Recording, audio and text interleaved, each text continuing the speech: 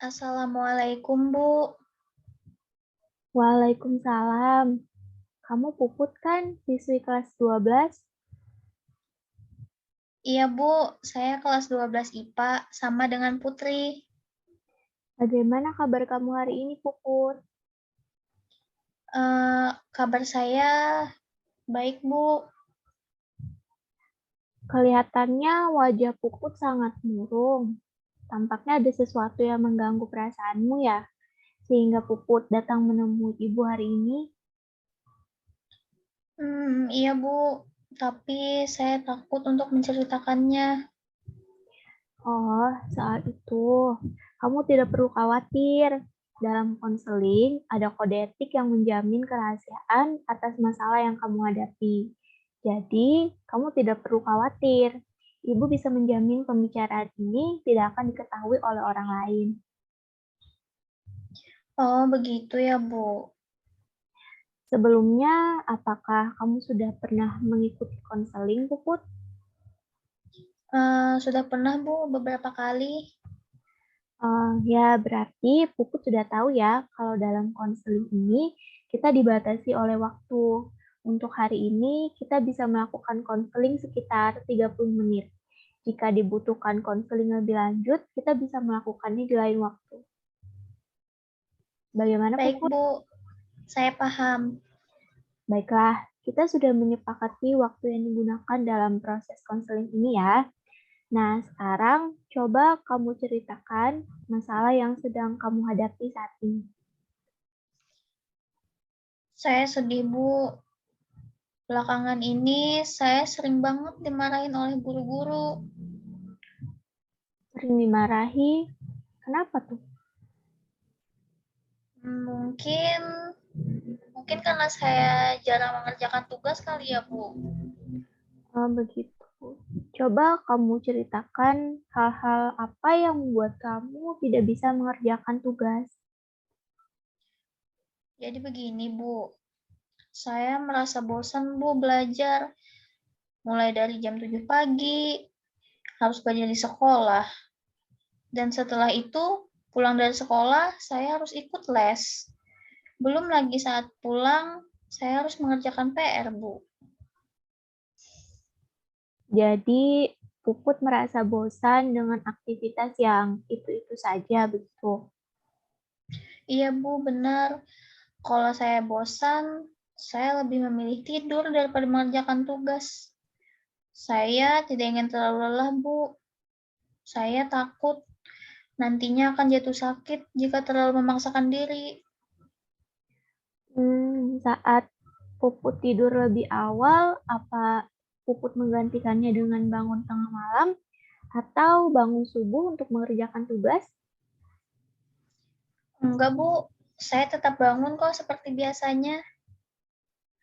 Jadi, meskipun kamu tidur lebih awal, kamu tetap bangun seperti biasanya dan tidak mengerjakan tugas. Iya, Bu. Saya tahu apa yang saya lakukan itu tidak tepat, tapi itu membuat saya merasa nyaman. Saya sadar, Bu. Seharusnya saya belajar dengan giat karena sebentar lagi saya akan mau ujian. Kamu mengatakan bahwa kamu harus giat belajar untuk menghadapi ujian. Tapi kamu merasa nyaman tidur lebih awal dan tidak mengerjakan tugas. Iya, Bu. Saya bingung harus gimana. Saya takut gagal saat ujian nanti. Lalu, Saya butuh motivasi, Bu, yang bisa membuat saya lebih rajin lagi belajar. jadi Puput butuh motivasi ya untuk belajar karena takut ujiannya akan gagal. Iya, Bu, betul. Kalau saya begini terus, saya akan gagal dalam ujian, Bu. Em, jadi kamu merasa tertekan ya menghadapi ujian ini. Iya, Bu. Saya takut gagal. Kalau saya gagal, orang tua saya pasti akan marah-marah. Teman saya pun juga bakal menjauhi saya, Bu. Ibu mengerti dengan perasaanmu.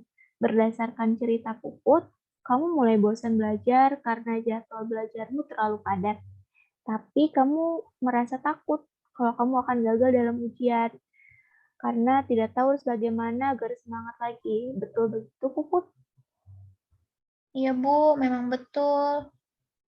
Baik, Ibu paham dengan apa yang kamu alami sekarang. Pada dasarnya, kita memang akan mudah bosan ketika menjalani aktivitas yang itu saja.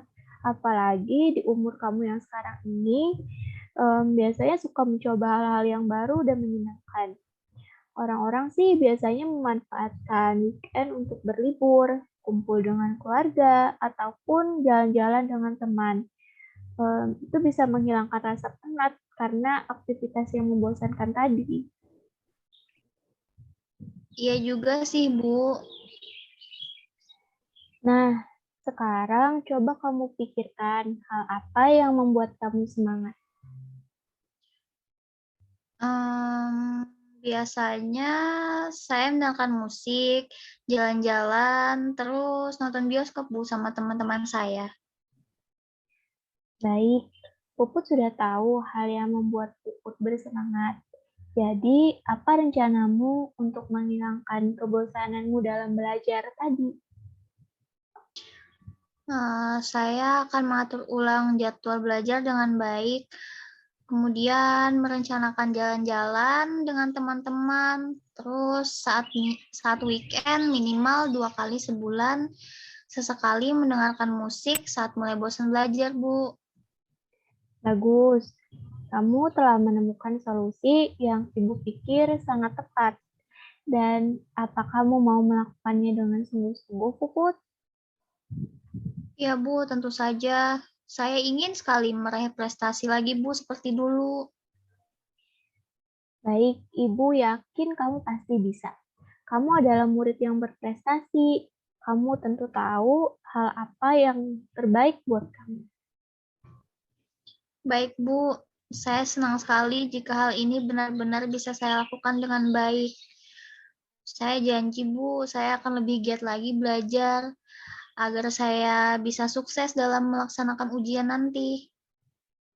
Ya, Ibu sangat senang mendengarkan antusiasmu.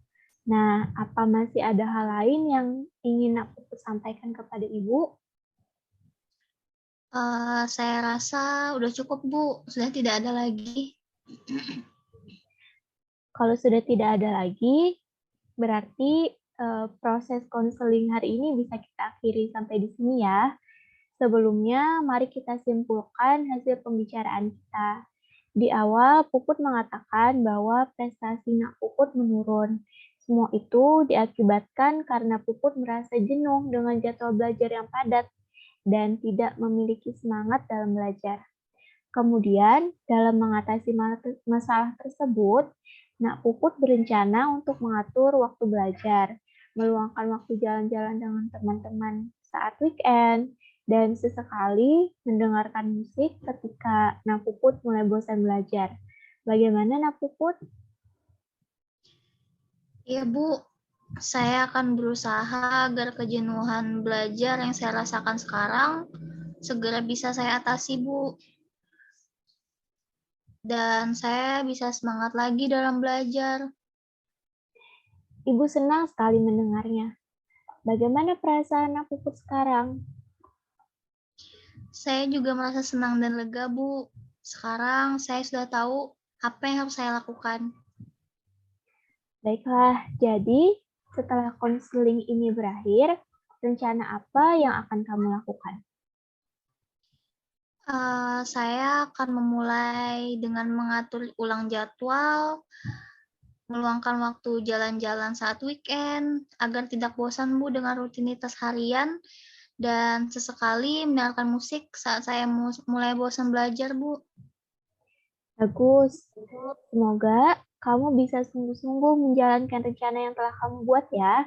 Nah, kalau begitu, sesi konseling ini dapat kita akhiri dan Nak Puput jangan sungkan kalau misalkan ingin datang menemui Ibu lagi.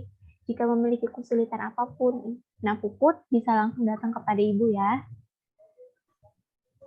Iya, Bu, terima kasih. Terima kasih juga karena Ibu telah membantu saya. Saya sekarang sangat merasa lega sekali, Bu. Sekarang saya sudah tahu apa yang harus saya lakukan.